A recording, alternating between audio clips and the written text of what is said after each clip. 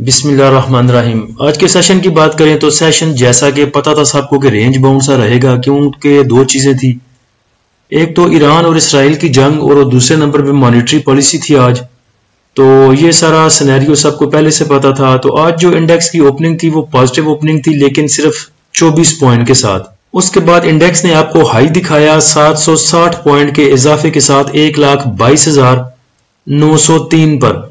लो की अगर बात करें तो आज का लो रहा 254 पॉइंट की कमी के साथ 1,21,890 पे। क्लोजिंग की अगर बात की जाए तो 81 पॉइंट के इजाफे के साथ 1,22,225 पे इंडेक्स की क्लोजिंग आई।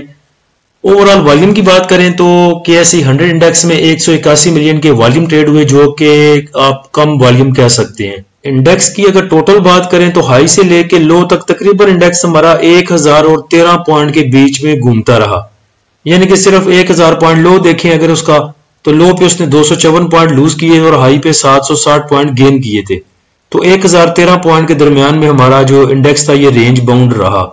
एक चीज जो थी मॉनेटरी पॉलिसी वाली वो तो अनाउंस हो चुकी। इसकी भी पॉसिबिलिटी ज्यादा यही थी कि मॉनेटरी पॉलिसी जो है, इंटरेस्ट रेट जो है मॉनेटरी पॉलिसी में वो अनचेंज रहेगा। तो वही हुआ। 11% पहले था आपका इंटरेस्ट रेट और अब भी उसको बरकरार रखा गया है और 11% ही है।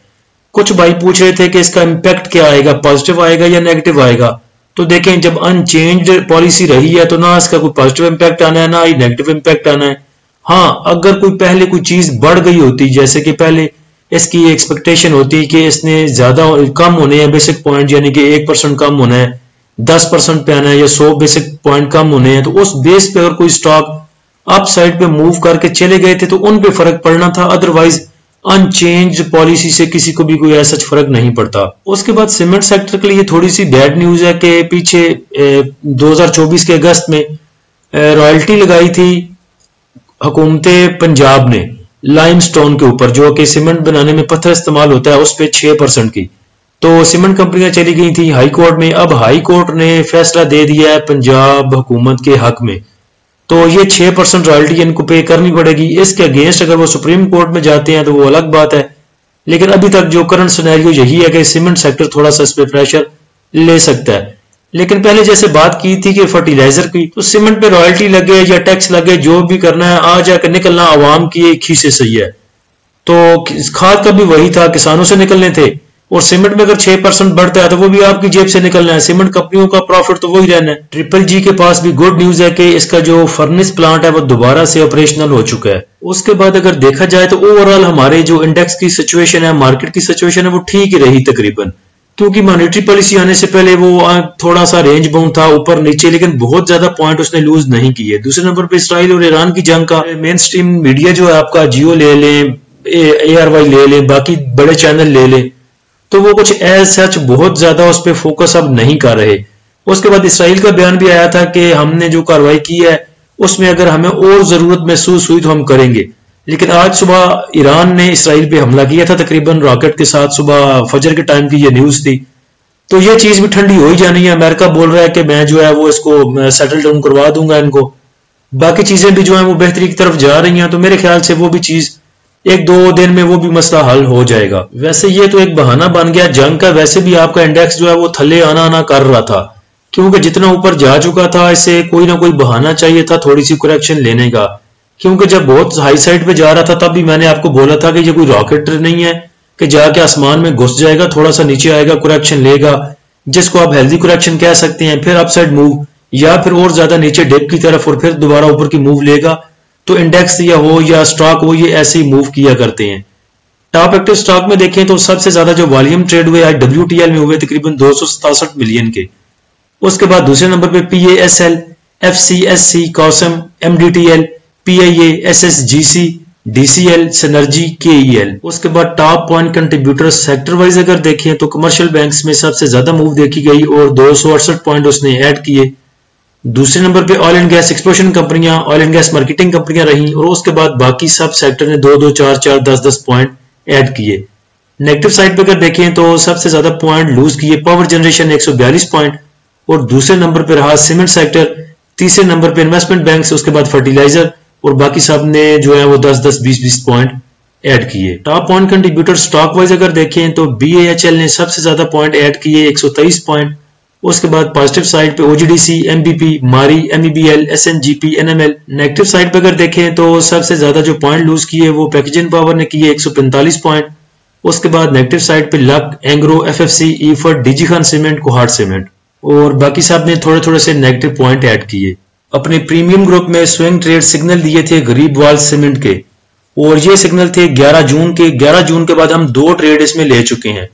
पहली दफा हमने इसमें बाइंग की थी 47.1 से लेके 47.80 तक। चूंकि करंट प्राइस साथ में लिखी थी, उस टाइम ये मूव कर रहा था 47 रुपए और 70 पैसे 80 पैसे के दरमियान में।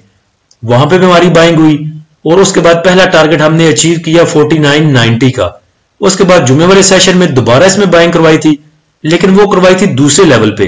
अपने प्रीमियम वाले भाइयों को बोला था कि जिसने पहली ट्रेड ले ली, अब अगर आपने दूसरी ट्रेड लेनी है तो इसमें आपकी बाइंग बनेगी 45 रुपए और 80 पैसे पे।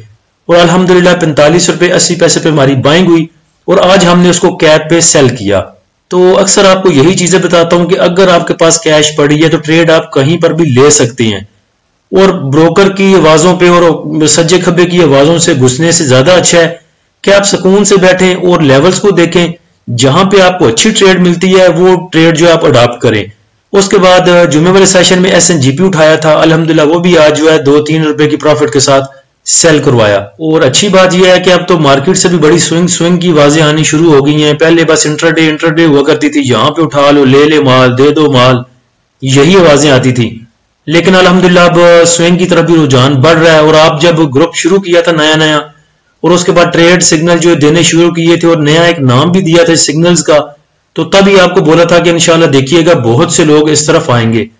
तो जो भी भाई हमारा प्रीमियम ग्रुप ज्वाइन करना चाहते हैं वो नीचे दिए गए व्हाट्सएप नंबर पर राब्ता कर सकते हैं। जहां पे लगेगा कि यहाँ पे ट्रेड करवानी चाहिए, इंट्राडे करवानी चाहिए, वहां पे इंट्राडे करवाएंगे। जहां पे लगेगा स्कैल्पिंग करनी चाहिए, वहां पे उसको तरजीह दी जाएगी। और जहां पे लगेगा कि ये लेवल स्विंग करवाने वाले हैं तो इंशाल्लाह आपको वो लेवल दिए जाएंगे। इंडेक्स के पास आगे रेजिस्टेंस एंड सपोर्ट लेवल की बात करें तो इंडेक्स के पास रेजिस्टेंस आगे 1,22,800 की तकरीबन यहाँ पे। उसके बाद जो दूसरी इंडेक्स के पास रेजिस्टेंस बनती है वो तकरीबन 1,23,200 पे, तकरीबन यहाँ पे। उसके बाद अगर देखें तीसरी रेजिस्टेंस तो वो इंडेक्स लेगा तकरीबन 1,24,200 पे, तकरीबन यहाँ पे। तो ये इंडेक्स के पास 3 रेजिस्टेंस आ गए। सपोर्ट की बात करें तो सपोर्ट इंडेक्स के पास 1,22,000 की यहाँ पे, और उसके बाद दूसरी 1,21,500 और 600 की, तकरीबन यहाँ पे। आज के इस सेशन का फीबिलिटी देखें और इसके पीछे छुपी हुई सोच को भी देखें। आज सबसे ज्यादा जो बाइंग है वो इंडिविजुअल्स की है 2.46 मिलियन की, ब्रोकर की बाइंग है $500,000 की, और ओवरसीज पाकिस्तानी की बाइंग है $0.78 मिलियन की। फॉरेन कॉर्पोरेट्स ने बस टच किया 0.08 की उनकी बाइंग है। और सबसे ज्यादा सेल किया इंश्योरेंस कंपनीज ने 3.05 मिलियन का।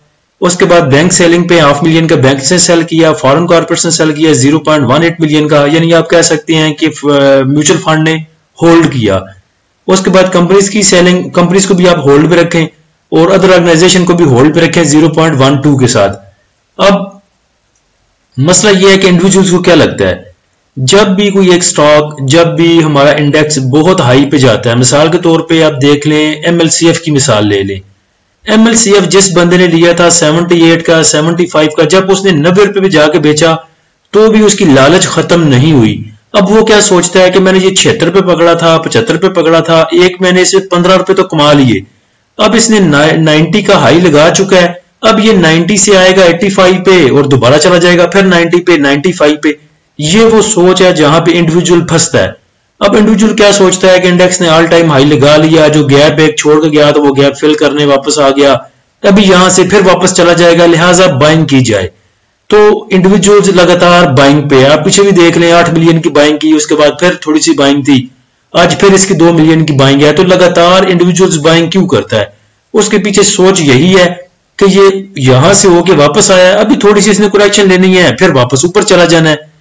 ये सोच छोड़ दें, ना स्टॉक पे ये अप्लाई किया करें और ना ही इंडेक्स पे ये अप्लाई किया करें। आज इसीलिए बहुत से भाइयों ने आके पूछा कि क्या बाय करना है, किसी को भी कोई भी बाय करने का मशवरा नहीं दिया कि पहले जरा इंडेक्स की सिचुएशन देख लें, फीपीलीपी कैसा आता है, जंग की क्या सूरत हाल बनती है, उसके बाद सीमेंट सेक्टर को देख लें, थोड़ा सा प्रेशर है, मॉनेटरी पॉलिसी है, बहुत सी चीजें हैं, उन सबको जरा कुल मिला के देखें, जब सब अच्छा होगा तो बाइंग भी करेंगे, सेलिंग भी करेंगे। और देखें सीमेंट सेक्टर के पास ये आज अच्छी न्यूज नहीं थी और सीमेंट सेक्टर को ही इंडिविजुअल ने बाय किया है $2.35 मिलियन का।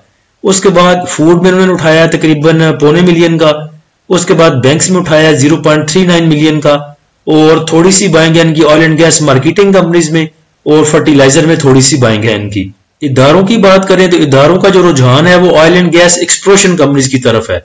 म्यूचुअल फंड ने भी इसमें बाय किया, आपके फॉरेन कॉर्पोरेट्स ने भी उसमें बाय किया, उसके बाद ब्रोकर ने भी 1 मिलियन का उसमें बाय किया, कंपनीज ने भी उसमें बाय किया और अदर ऑर्गेनाइजेशन ने भी उसमें बाय किया। तो जो चीजें आपके इदारों की अट्रैक्टिव होती हैं जिसमें वो बाइंग करते हैं, आपको भी चाहिए कि उसमें जाएं, क्योंकि उस तरफ अभी इंडिविजुअल्स की नजर नहीं होती। और एक्सप्रेशन को देखें तो बेचा है इंडिविजुअल्स ने, यही जब ऊपर जाएगा ओजीडीसी पीपीएल तो या फिर याद आएगा इंडिविजुअल को, ओ ब्रेकआउट हो चुका, अब तो इसको पकड़ना चाहिए। तो थोड़ी सी सोच अपनी चेंज करें, अपनी सोच को इदारों के पीछे चलाएं, जैसा वो सोचते हैं वैसा सोचें और सब्र के साथ काम करें। अल्लाह हम सबका हामी नासिर हो। इजाजत दीजिए, अल्लाह हाफिज।